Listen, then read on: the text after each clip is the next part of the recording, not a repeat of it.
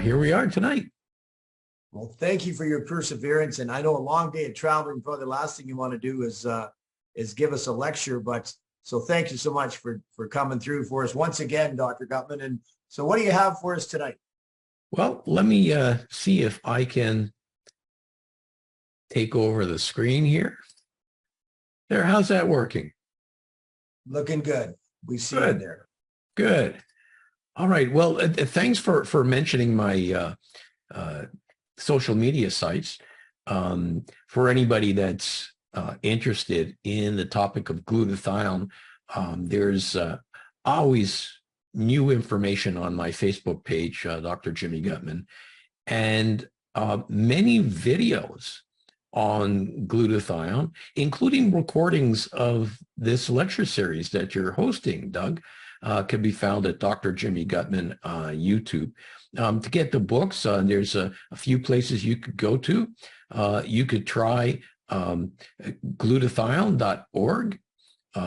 In Canada, there's a special site and the prices are a bit better, gshbooks.com.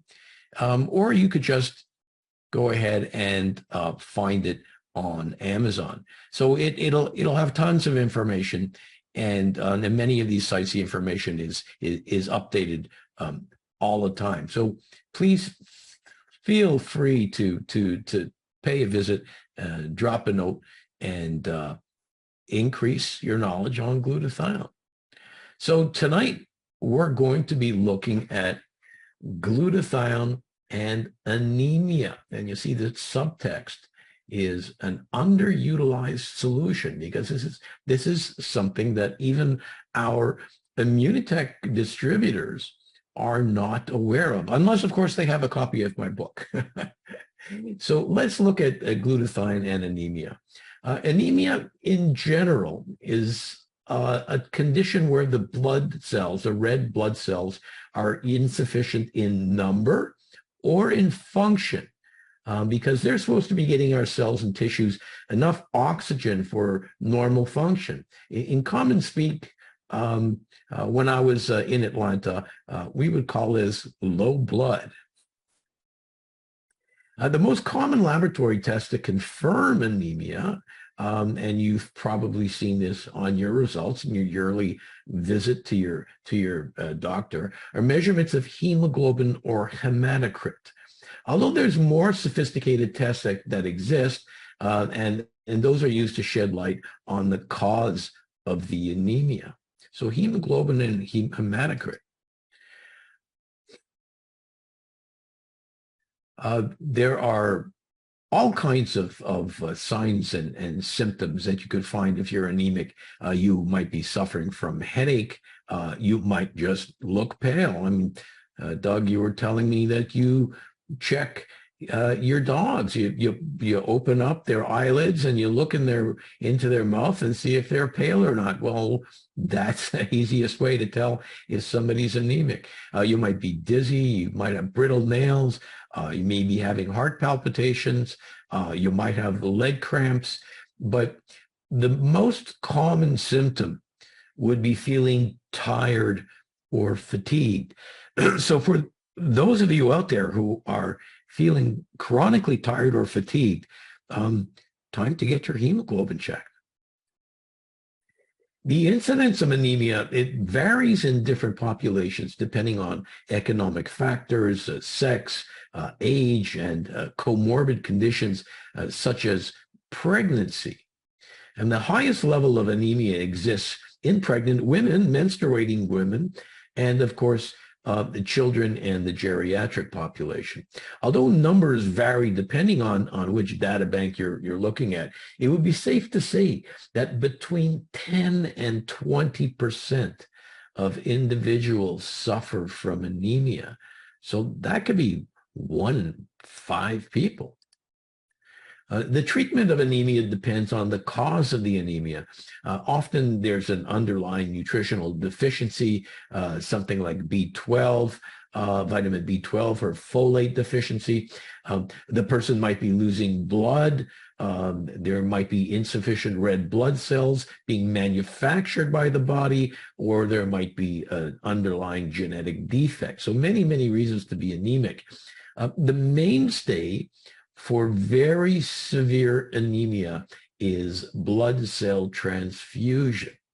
But this treatment may be unacceptable in certain populations. Some people are very concerned about catching a disease like HIV, AIDS, or hepatitis because of a transfusion, and this has happened in the past.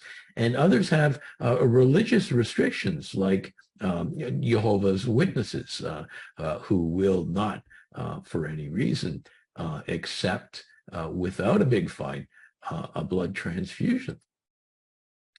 So now let's get into the focus of today's call, of course, glutathione. As you know, glutathione is a small peptide that exists in every single cell of the body. It plays many functions, the most of which include antioxidation, detoxification, immune system support, and it has been referred to as the body's master antioxidant because it's the major antioxidant produced by the body itself, and all other dietary antioxidants require the presence of glutathione for their normal function.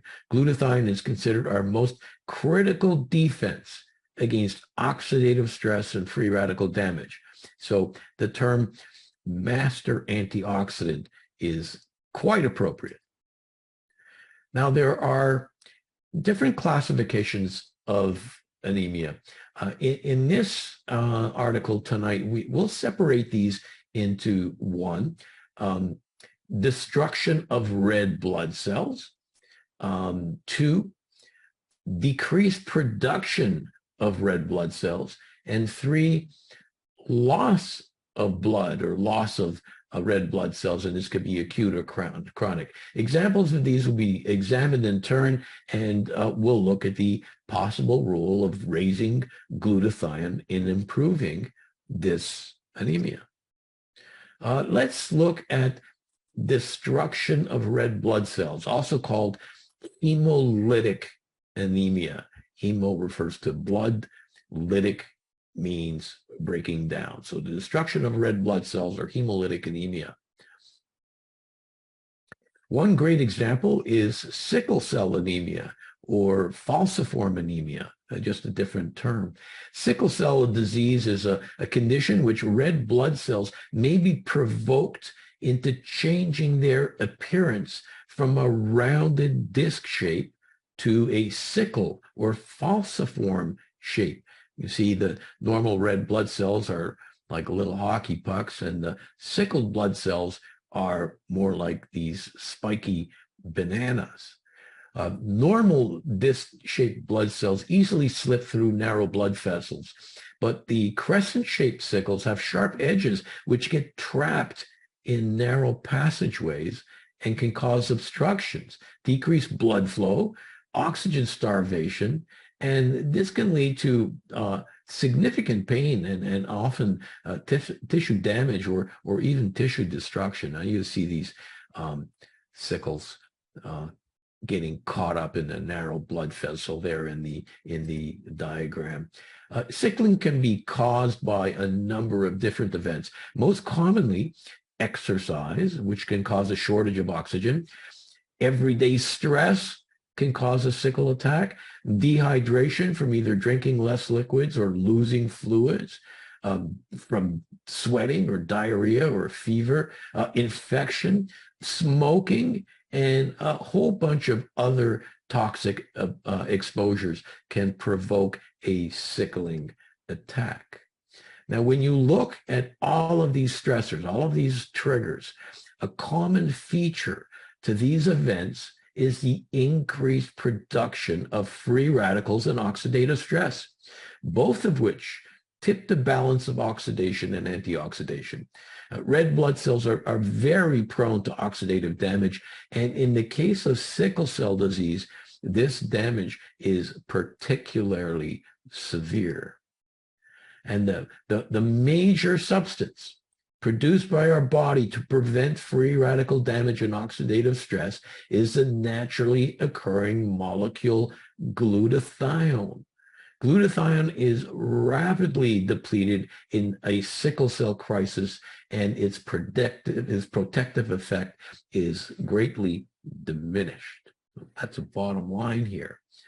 Sickle cell patients have been well documented to have lower glutathione levels, and studies looking at raising glutathione levels in sickle cell patients have demonstrated much more favorable outcomes and prognosis. And this is just one article. Many similar articles can be found in the literature. Let's move on to a similar group of diseases where the shape of the red blood cells are changed and prone to damage. Two of these would be spherocytosis and ovalcytosis. Like sickle cell disease, both spherocytosis and ovalcytosis are conditions of abnormal red blood cells, and as the name implies, the red blood cells are either round, spheres, or oval in shape. These are not as stable as the normal cylinder shape seen in healthy red blood cells, and they're much more prone to damage, destruction, and removal from the bloodstream by the spleen, which serves as a filter. The spleen is filtering out abnormally shaped red blood cells.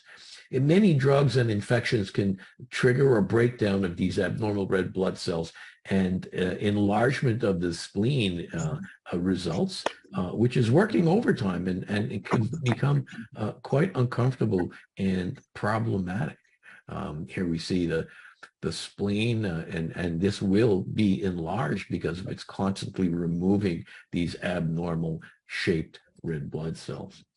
One of the mechanisms of destruction of these cells is, again, through oxidative stress, abnormal oxidant-antioxidant balance. Not only have these patients been noted to have high levels of oxidation, but this is also associated with low levels of antioxidants. More specifically, glutathione levels are reduced, increasing the vulnerability of these cells even more. So increased free radicals and decreased glutathione, again, seen in these diseases. Another illness which red blood cells can become broken down is what we call G6PD deficiency, or FAVism. G6PD stands for glucose-6-phosphate dehydrogenase. This is an enzyme important in red blood cell metabolism. When this enzyme is abnormally low, as seen in certain hereditary diseases, the red blood cells become more fragile when exposed to certain medications, stress, or infection. And moreover, in the case of FAVism, to what we call broad beans, fava beans. And here you see a short list of foods that can provoke a G6PD deficiency attack. And this is actually something that's quite common, being present in hundreds of millions of individuals. This is very, very common. The mechanism in the pathway to destruction of these abnormal red cells is, again, oxidative stress. Dozens of studies have shown that these patients have abnormally high free radical damage and low glutathione protection. So strategies to raise glutathione levels, both in the laboratory and in humans, have shown improvement. And again, we use the term in the title slide, an underutilized strategy. Thalassemia is another cause of blood cell destruction. You can see in this slide here the malformed blood cells that we can see in thalassemia. Thalassemia is genetic. It's an inherited disorder of hemoglobin. Hemoglobin is the major oxygen-carrying protein in red blood cells. There are several types, the most common being alpha thalassemia and beta thalassemia, and it appears in much higher frequency in people originating from the Mediterranean region. So Italians and Greek people, Spanish people, you'll find thalassemia much more commonly in these populations. And thalassemia patients have lower amounts of hemoglobin and more fragile red blood cells. And besides anemia, they're more prone to iron overload, also bone deformities and heart disease. So there are a number of things that can go wrong in a thalassemic patient. And glutathione is involved on several levels. And of note, iron overload is a strong source of free radical production and subsequent damage to tissue, cells, and molecules like DNA. So one unique feature of glutathione, you may remember, is its ability to chelate. In other words, bonds directly to excess iron and allows its elimination from the body. So efforts to raise glutathione levels in thalassemic patients have yielded promising results. Let's move from the destruction of red blood cells to decreased production of red blood cells, decreased production of these important red blood cells. Something called aplastic anemia is unfortunately a common cause of this phenomenon. Now, blood cells are manufactured in your bone marrow. And this is where the blood stem cells are found. Your stem cells to all your blood is found in the bone marrow. And when the bone marrow is damaged, all blood cells may be negatively affected, not just red blood cells, but also white blood cells and also platelets. So you have an anemia of red blood cells, but you also have a white blood cell deficiency and a platelet deficiency. And this damage can come from a number of different sources, including exposures to chemicals, drugs, radiation, infection. Unfortunately, in a great number of cases, the exact cause of aplastic anemia is never identified. Sometimes it remains a mystery. In the case of drugs and chemicals that can provoke aplastic anemia, the list of these substances that are detoxified by glutathione is well documented, including radiation exposure. Here we see a short list of drugs and toxins that are dependent on glutathione to get rid of, that can trigger an aplastic anemia. So this detoxification perspective of glutathione is quite profound. Another interesting observation made by geneticists is that many individuals who acquire aplastic anemia have abnormally functioning glutathione enzymes. So these abnormal enzymes predispose a person to the development of aplastic anemia. Let's look at Fanconi's anemia for a moment, not to be confused with Fanconi's syndrome, which is a kidney disease. Fanconi anemia is a genetic disease that results in a number of different problems, including anatomical abnormalities, a much higher risk of cancers, especially leukemia, and bone marrow failure leading to anemia. And it's been established that one of the mechanisms leading to the problems in Fanconi's anemia is oxidative stress, again, which damages DNA. Recent studies done in humans have successfully delayed clinical symptoms by utilizing glutathione precursors.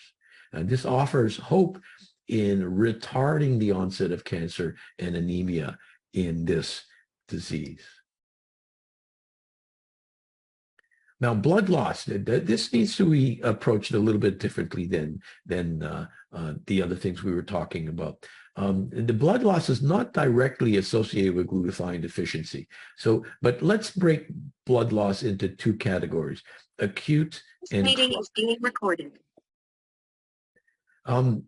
Sudden and severe blood loss is most commonly encountered through accidental physical trauma, motor vehicle accidents, penetrating injuries, industrial accidents, and others.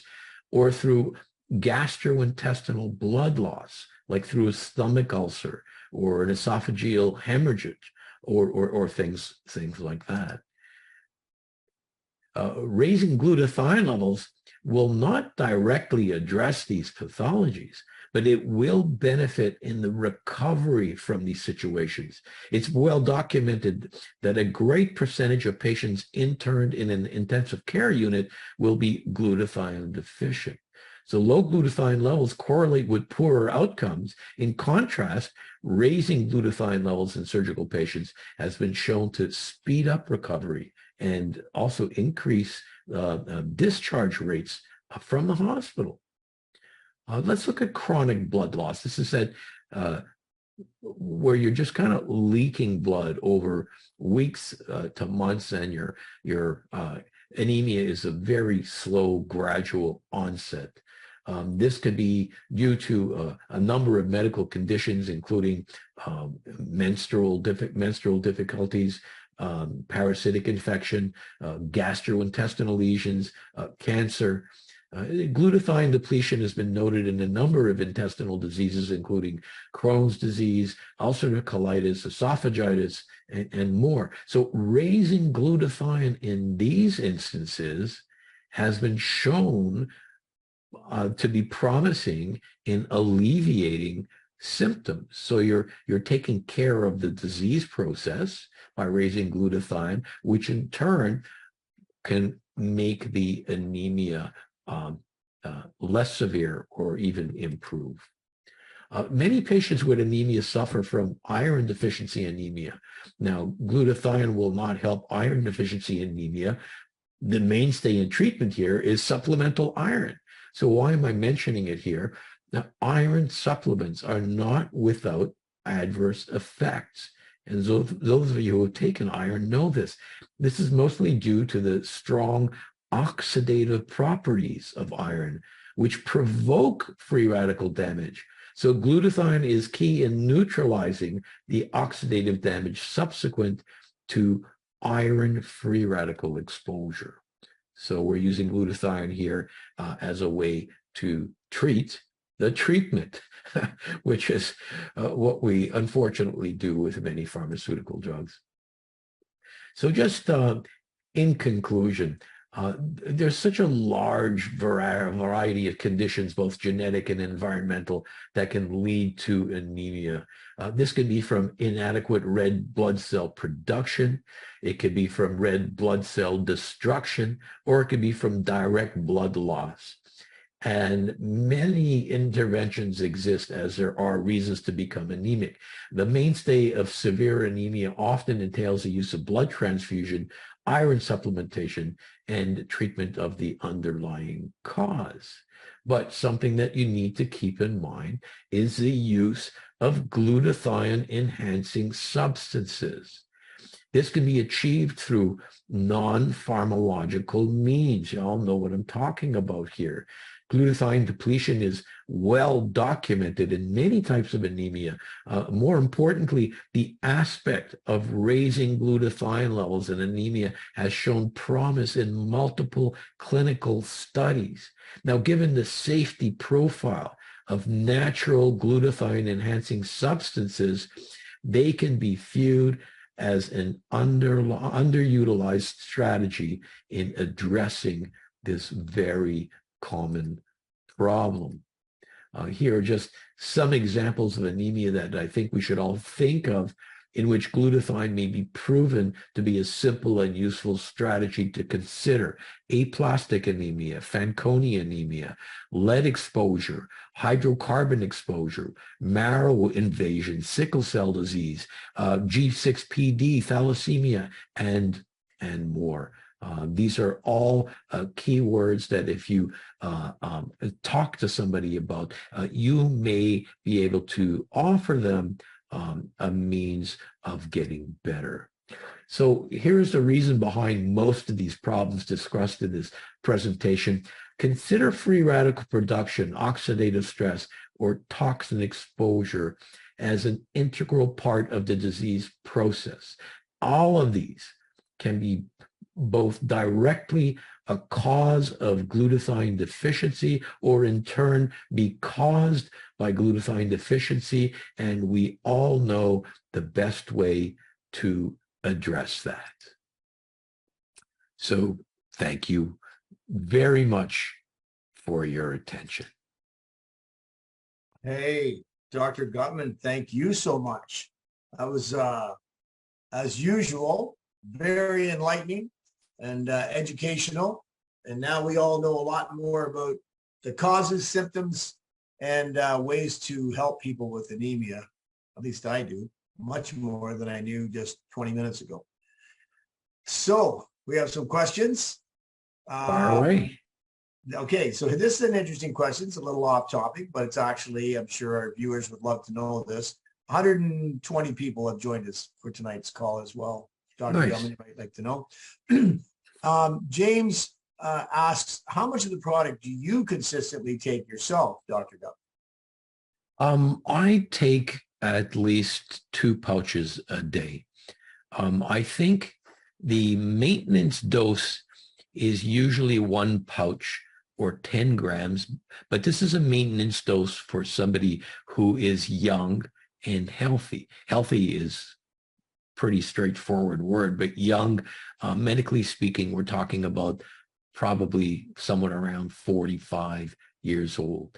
If you're looking at the doses that we used in our clinical studies, well, when we were looking at really sick people in our cancer studies, in our lung disease studies, in our AIDS studies, we were usually using about 30, sometimes 40 grams a day, which is 3 or 4 pouches. So if you're not that sick, but you're a little bit sick or you're a little bit old like myself, 2 pouches is a nice medium dose. Certainly athletes will need more because their protein requirements are higher. So our athletes are probably taking at least 2 pouches, sometimes 4 pouches a day. There are people that are taking much higher doses. There's, I guess, a phenomenon of decreasing returns, but some people just really need a higher dose.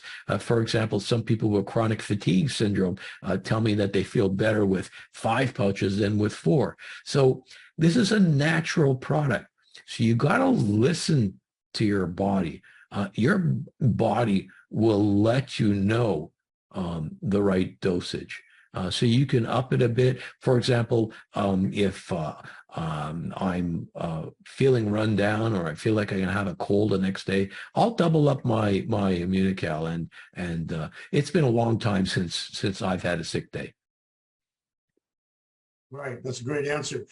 Actually, you kind of addressed the next question, was a little bit to do about recommended doses for someone facing a serious health challenge. So you kind of answered that, but also asks which booster is good for someone facing a health challenge. So the question was kind of like, what dose would you recommend for someone with a very serious health challenge, and which booster? Yeah, so we were saying it at least 3 pouches and often more. But the second part of the question, Doug, I'm glad that they asked, is about the booster, because the booster, the name booster, and some places it's called an optimizer, depending in the country. Both booster and optimizer. Well, what are we boosting and what are we optimizing? We're actually optimizing our glutathione function. You see, the boosters contain an NRF2 activator. What is an NRF2 activator? Well, we'll start with it. What is an NRF2 gene? An NRF2 gene is our survival gene. When we're stressed out, whether mentally or physically, I mean, even people who are working out are physically stressed. What the NRF2 gene is, it kicks in and it boosts your antioxidant function. And the antioxidant that your body makes is glutathione.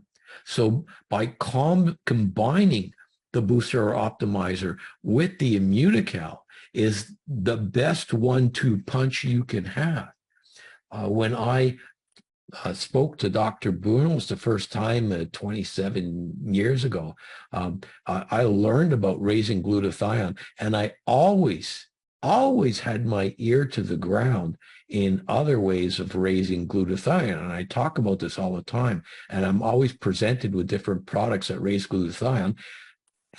most of them just don't do anything. It wasn't until a number of years ago where I was looking at epigenetics and the NRF2 gene, where I discovered something else that would improve our glutathione function.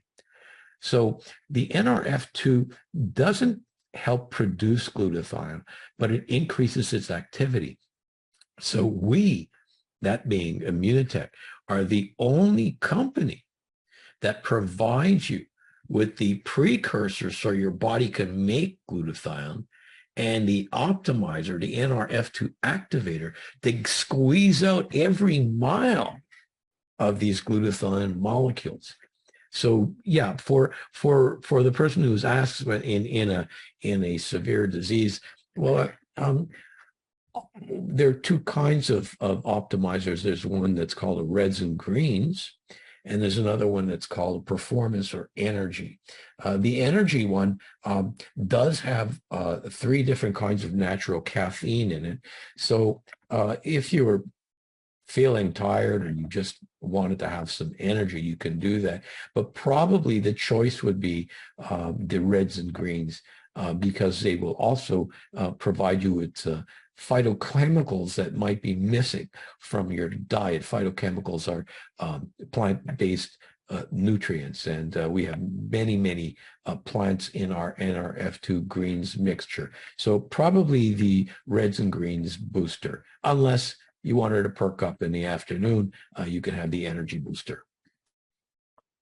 Excellent answer.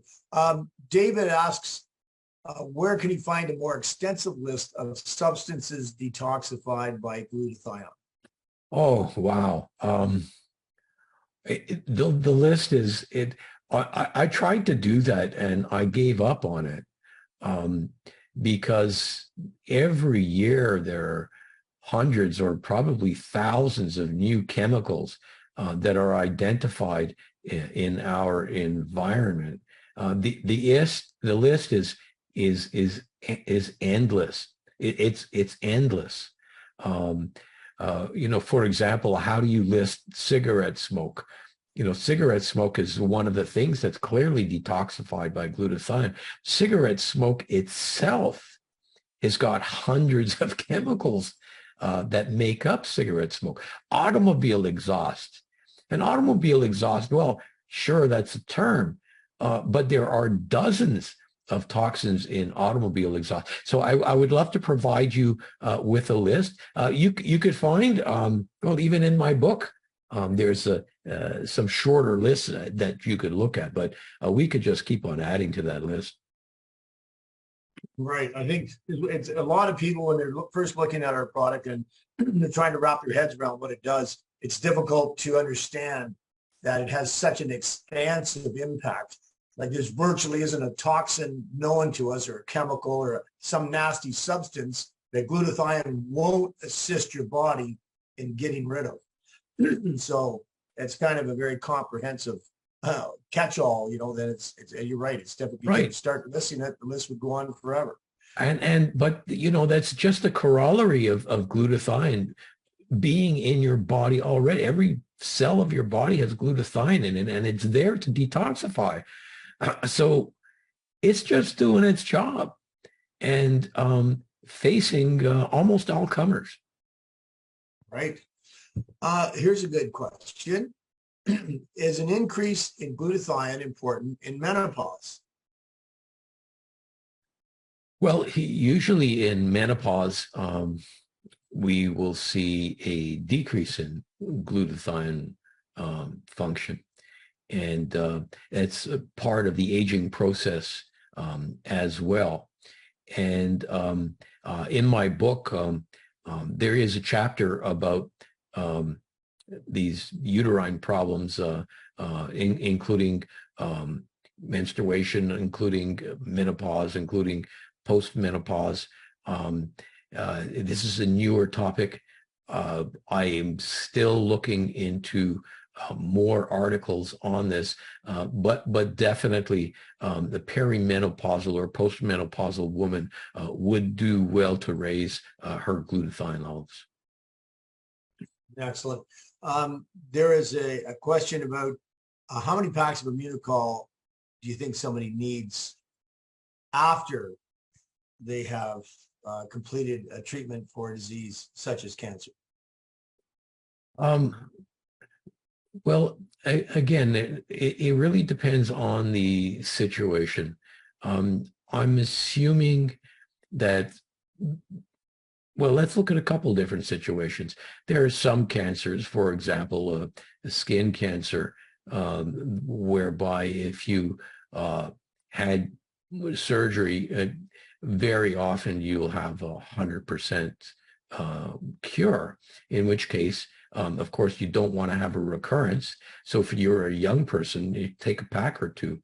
But most cancers tend to be a little more severe than that. If you had lung cancer or you had bowel cancer and you had to undergo a chemotherapy and radiation therapy, well, we measure success with terms like 5-year survival or 10-year survival. That's because it's very difficult to give somebody 100% clear bill of health after chemotherapy or radiotherapy. There's always a chance that it'll come back.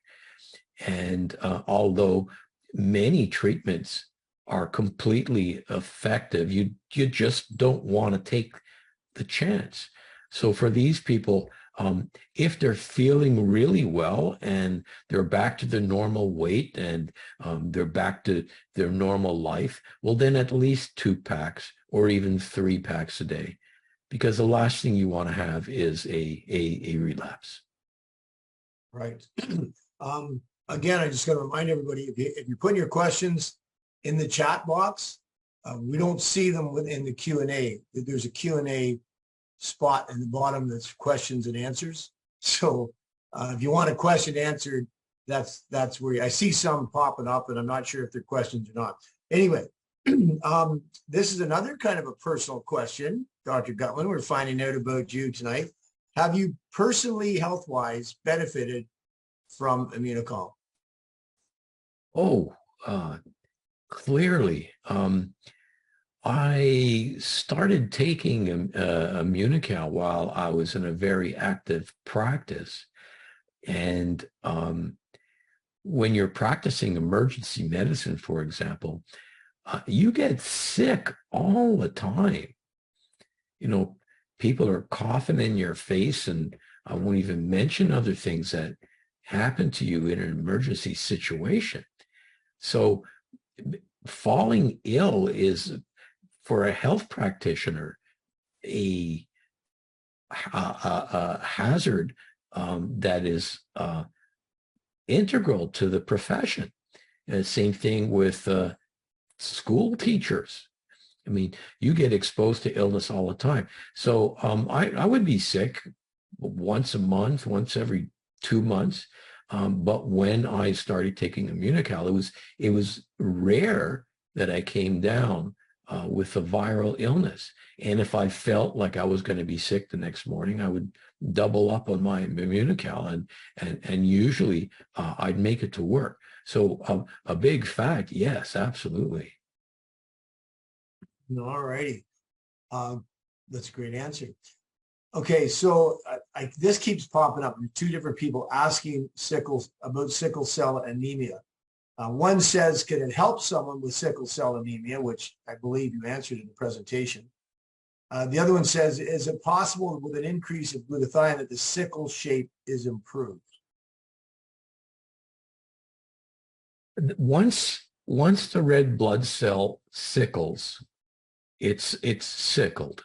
It will not go back to a normal shape. So you wait for the body to clear it out. And generally, this is either done through the spleen or it breaks down, and other um, components in the blood will help clear it out. But what you want to do if you have a sickling crisis, the more sickles you have, the more backup and sludge you have in these small arteries. What you want to make sure is that there's no more further sickling. So the sludge that is in there has a chance to be cleared out. So no, it won't turn a sickle back into a normal hockey puck shaped cell, but you want to prevent more sickling. Will it help? Absolutely. Absolutely, it will help. And when I was still had contacts in Atlanta, I really wanted to follow up on this and set up a study because the Black population, of course, in the south of the states is very high, and sickle cell anemia is very, very common. Less so here in Montreal. So to do a study, you always want to have access to a lot of patients. Never got around to it. So if somebody is out there and you have access to patients with sickle cell disease, and you're interested or you have the means to do a study proposal, please do so. I would love to see that done. Excellent. There's a question here that we've answered it in a different chat, but let me just touch on it quick. 74-year-old who's had 2 heart attacks, can they still take Immunocal? Oh, they should be taking Immunocal. Good answer. Yeah. So Doug, I think we're almost out of time. Yeah, we are almost out of time. Clarification on something that you talked about earlier, the booster. Someone's asking, Maria's asking, what is the RF2 gene? So you touched on RF2 gene. So, okay, so that will take another whole session to cover. So I welcome her to visit my YouTube channel.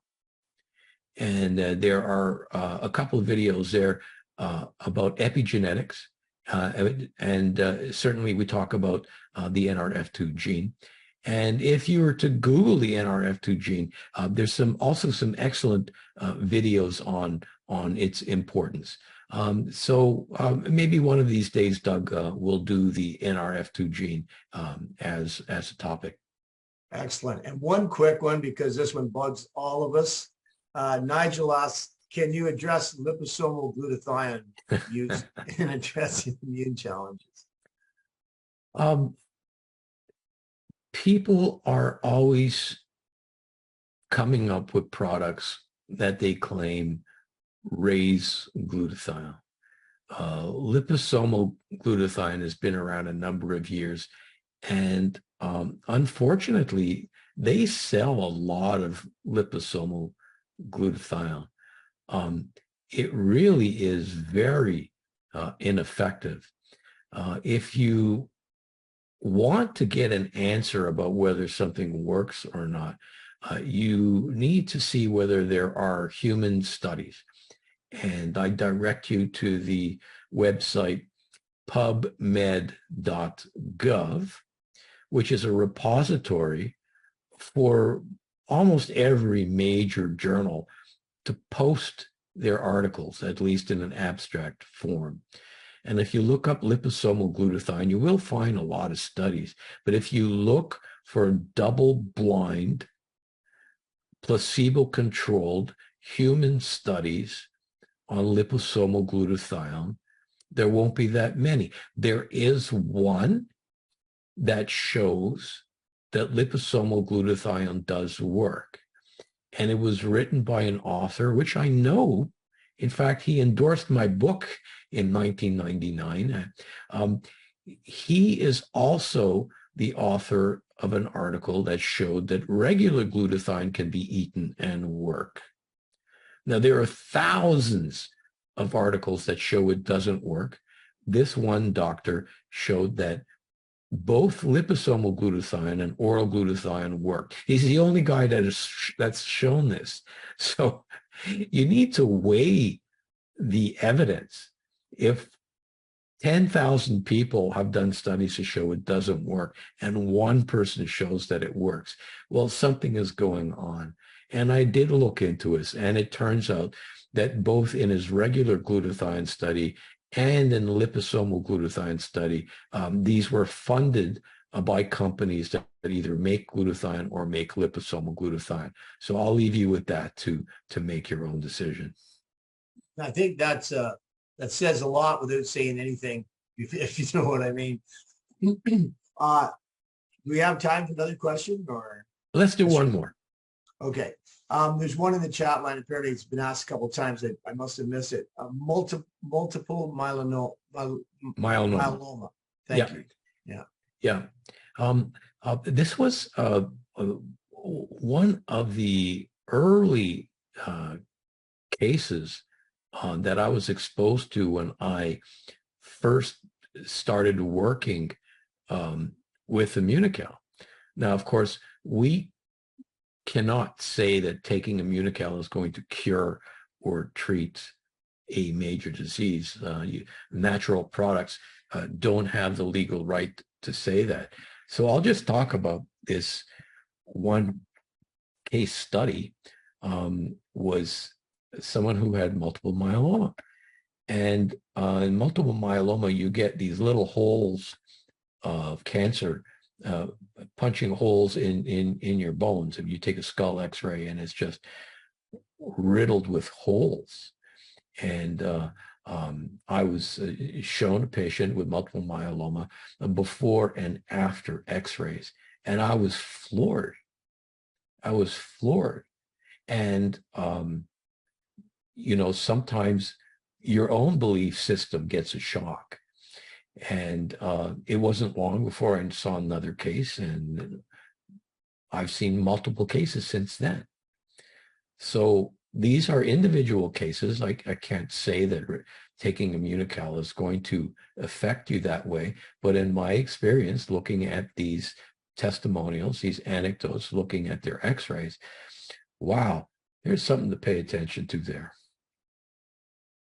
So, I mean, it's just such an amazing gift, you know, to help so many people, and there's so many people in need.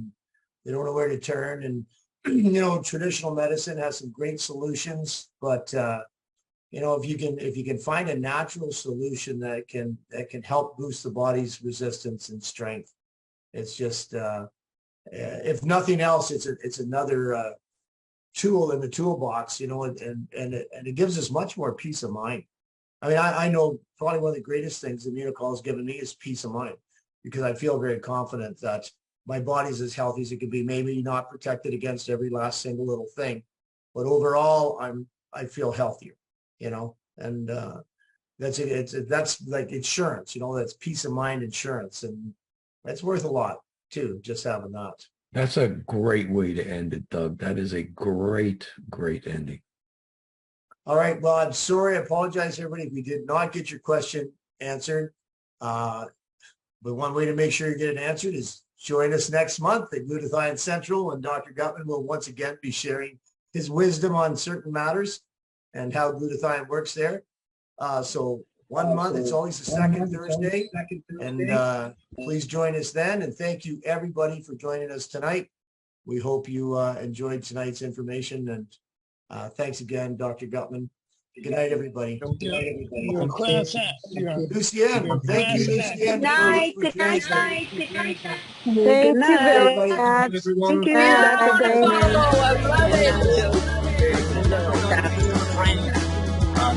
Good night. Thank you, Dr. Gutman. The knowledge.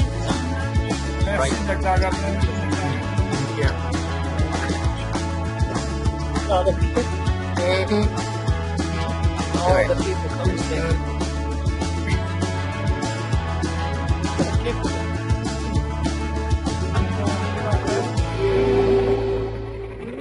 We will